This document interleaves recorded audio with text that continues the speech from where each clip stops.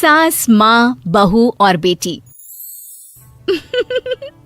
नहीं नहीं, ये कहानी इन सारे के सारे रिश्तों की नहीं, बल्कि 2 रिश्तों में ही सभी रिश्तों के होने की है।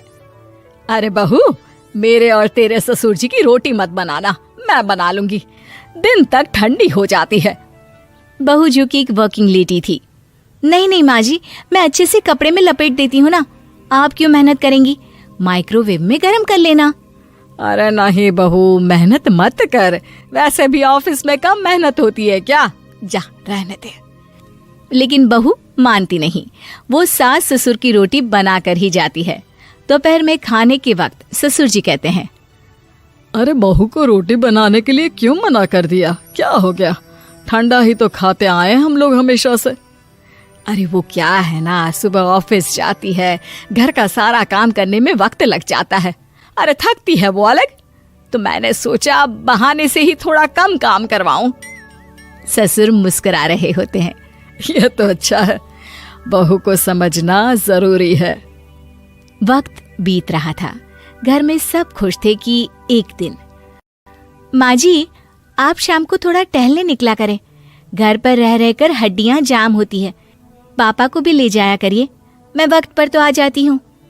बहू ठीक 5 बजे ऑफिस से घर आ जाती है, फिर चाय नाश्ता बनाकर सास ससुर के साथ बैठती, उन लोगों को सारा दिन का हाल बताती।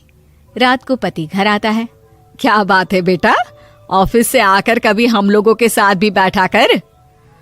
अरे माँ, दिन रात काम करके मन ही नहीं करता, अगले दिन की फिर तैयारी होती है, आप और पापा ही कमरे में आ जाओ। इससे अच्छी तो बहू है, कितना भी थकी रहे, घर आकर हम लोगों के लिए चाय नाश्ता बनाना, फिर बातें करना। बहू ना होती तो हम बुढ़ा बुढ़िया तो बैठे ही रह जाते। सास और ससुर अब बहू के कहने पर शाम की सैर पर निकलने लगते हैं। सास की कई सहेलियां बनती है तो ससुर को भी कुछ बुजुर्ग लोगों का ग्रुप मिल जाता है। कैसा रहा सहेलियों के साथ शाम का वक्त? हम लोगों ने तो भाई खूब योगा किया। अरे हम लोगों को गप्पों से फुर्सत ही नहीं होती। वैसे मिसेस मल्होत्रा आज बहू के बारे में कुछ बोल रही थी। तभी वहां ऑफिस से बहू आ जाती है जो जींस और टॉप में होती है। क्या बात है माँ, क्या कह रही थी आपकी सहेली आपकी बहू के लिए? सास इस बार बहू को कुछ अलग तरीके से देखती है और उल्टा सवाल ही दाग देती है। क्या कह रही थी वो हटा, ये बता, तेरे ऑफिस में तो मर्द भी काम करते होंगे ना? बहू जो अब तक मजाक कर रही थी वो सीरियस हो जाती है। मर्द होंगे नहीं माँ जी, मर्द ही ज्यादा है, हम 5 ही लड़कियां हैं ऑफिस में।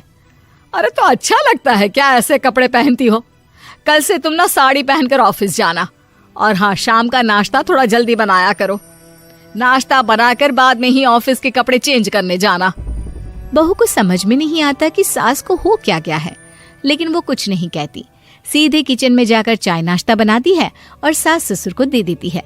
अगले रोज बहू ऑफिस के लिए तैयार होती है तो खूब सुंदर सी साड़ी पहनती है और ऑफिस के लिए निकलने से पहले सास और ससुर के पैर छूती है और निकल जाती है। क्या बात है, आज मेधा के ऑफिस में लग रहा है कोई फंक्शन है।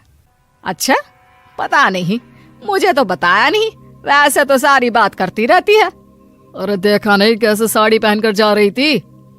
अरे वो तो मैंने ही बोला है उसे। अरे अच्छा लगता है क्या रोज रोज ऐसे सूट या जींस में जाना?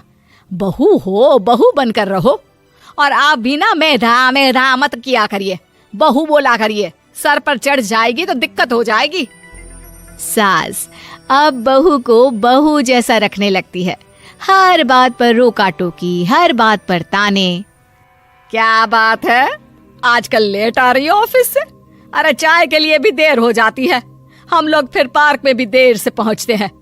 सभी की बहुएं वक्त से चाय नाश्ता करा देती है अपने सास ससुर को, बस एक तू ही है जो उस वक्त ऑफिस से निकलती है।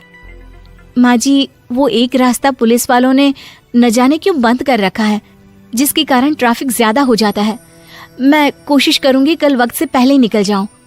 ससुर देख रहे होते हैं कि बहू अब परेशान सी रहने लगी है। एक रोज, मेधा, बेटी मेधा। जी पिताजी।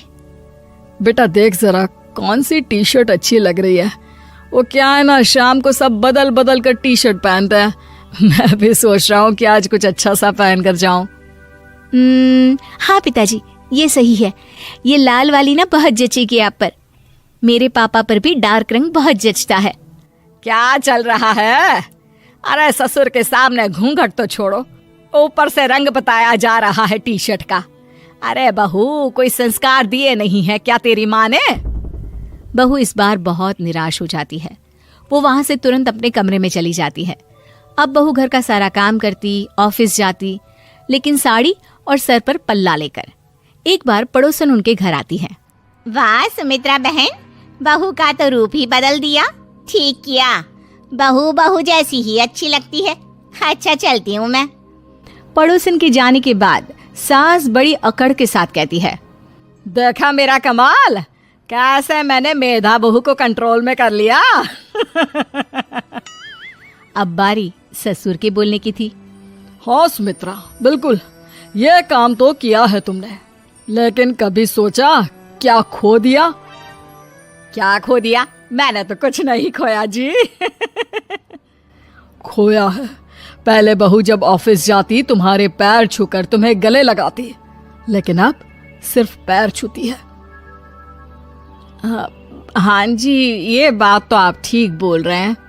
पहले घंटों हम लोगों से बात करती, कमरे में ना जाती, ऑफिस से आते ही खुद की चाय, खाना, नाश्ता सब हम लोगों के साथ करती, सारी बात बताती।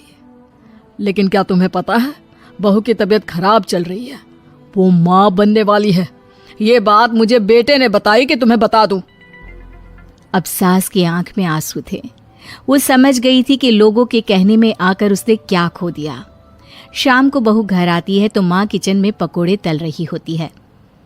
अरे माँ जी, आप रहने दीजिए ना, मैं आ तो रही थी।